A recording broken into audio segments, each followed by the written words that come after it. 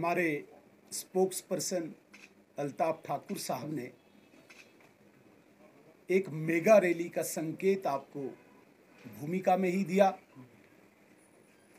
उसी को पूरा विस्तार से आपके समक्ष रखने के लिए मैं यहाँ पे बैठा हूँ। हम सब जानते हैं पूरे कश्मीर में भारतीय जनता पार्टी तथा केंद्रीय सरकार के प्रति बहुत ज़्यादा अपेक्षाएं और उम्मीदें हैं। कश्मीर का हर व्यक्ति, चाहे बुजुर्ग है, चाहे जवान है, चाहे महिला है, चाहे पुरुष है, आदरणीय नरेंद्र मोदी जी के प्रति अपार विश्वास और अपार आस्था रखते हैं। उसी को एक शेप देने के लिए और उस विश्वास तथा उन अपेक्षाओं पर खरा उतरने के लिए एक तरफ से जहां केंद्रीय सरकार दिन रात मेहनत कर रही है, वहीं पे जम्मू कश्मीर में जो लेफ्टिनेंट गवर्नर साहब तथा उनका प्रशासन है वो दिन रात मेहनत कर रहे हैं। उन सब चीज़ों की असेसमेंट करने के लिए,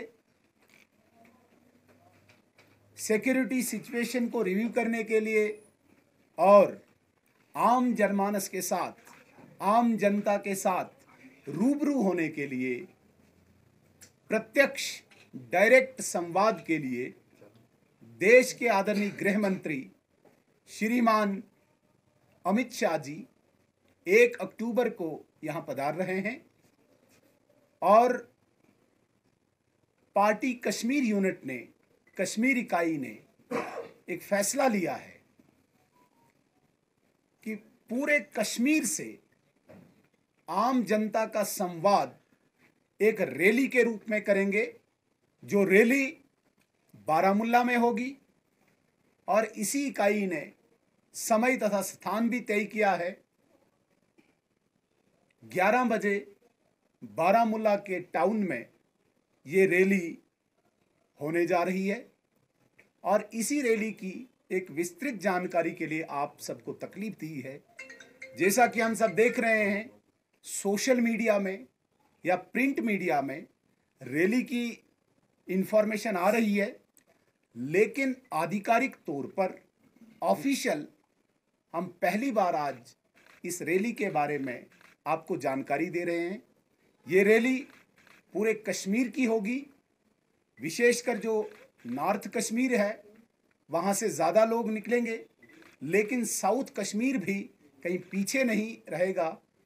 अनंतनाग से लेके पूरे बारामूला तक आम व्यक्ति आदरणीय अमित शाह जी को सुनने के लिए, संवाद के लिए वहाँ पे इकट्ठे होंगे और जो केंद्रीय सरकार द्वारा इस वक्त विकास के कार्य चल रहे हैं, डेवलपमेंटल एक्टिविटीज़ चल रही है, उनकी भी जानकारी आम जनमानस को होगी।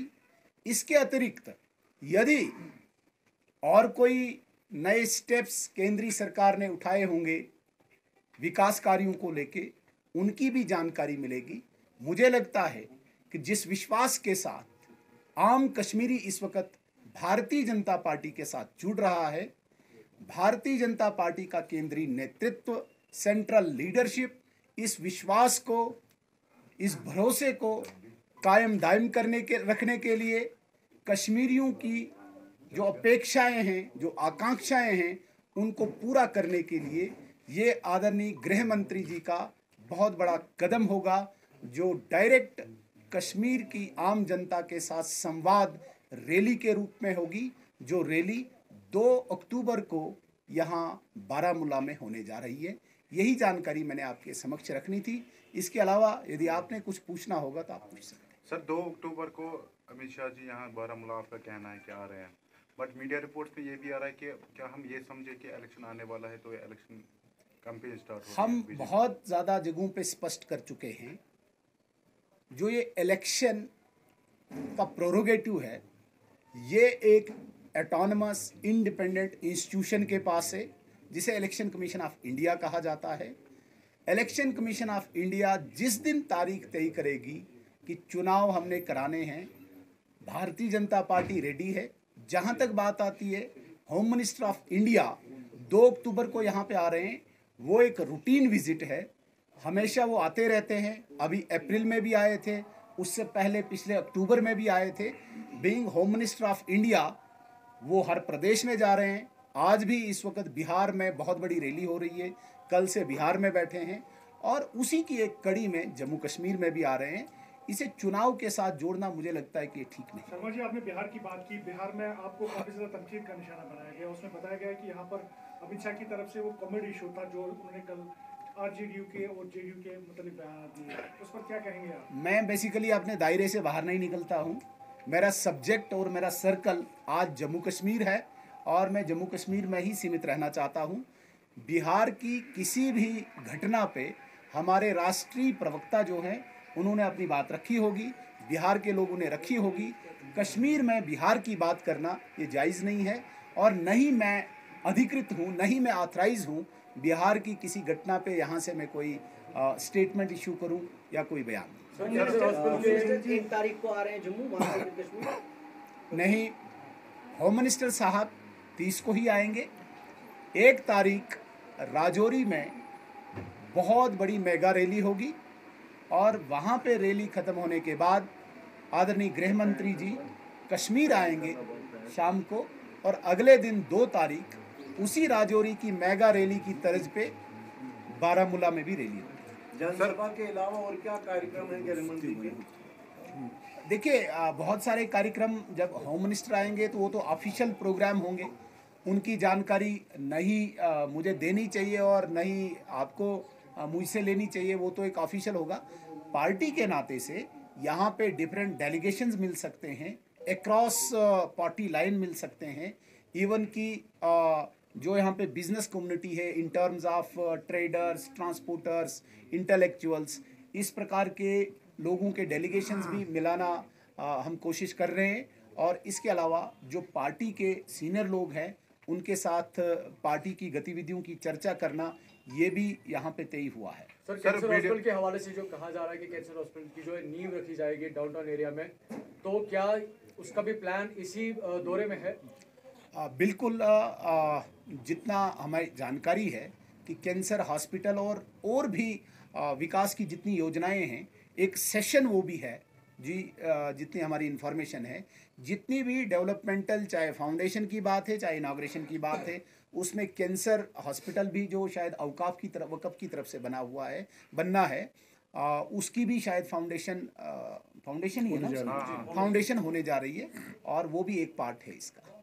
सुनील जी, मेरा सवाल है कि आप कश्मीर पॉलिटिकल अफेयर्स इंचार्ज है, 2 पॉइंट में आपसे जानना चाहूँगा। एक ये कि जो हाल ही में मजहबी रहनुमाओं की गिरफ्तारी अमल में लाएगी, इस पर काफ़ी तनकीद भी हुई।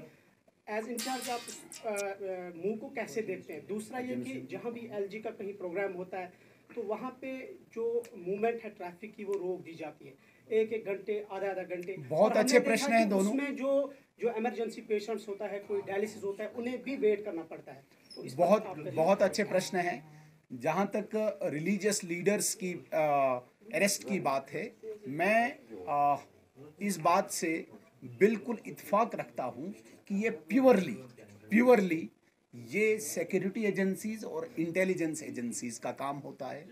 उन्हें ये डिसाइड करना होता है कि कौन कहाँ पे कितना मुलव्वस है, और वो अरेस्ट करें, वो कोई और उसमें एक्टिविटी करें, वो प्योरली उनका काम होता है। बीइंग अ पॉलिटिकल एनिमल, हमारा इतना ज़्यादा उसमें कोई हस्तक्षेप नहीं होता है। वैसे भी यहाँ पे लेफ्टिनेंट गवर्नर्स की एडमिनिस्ट्रेशन है, हमारा एजेंसी पे न कोई रूल है न कोई रोल है। हम एक ब्रिज हैं पब्लिक और एडमिनिस्ट्रेशन के बीच में। ये प्योरली इंटेलिजेंस एजेंसीज और सिक्योरिटी एजेंसीज की बात है।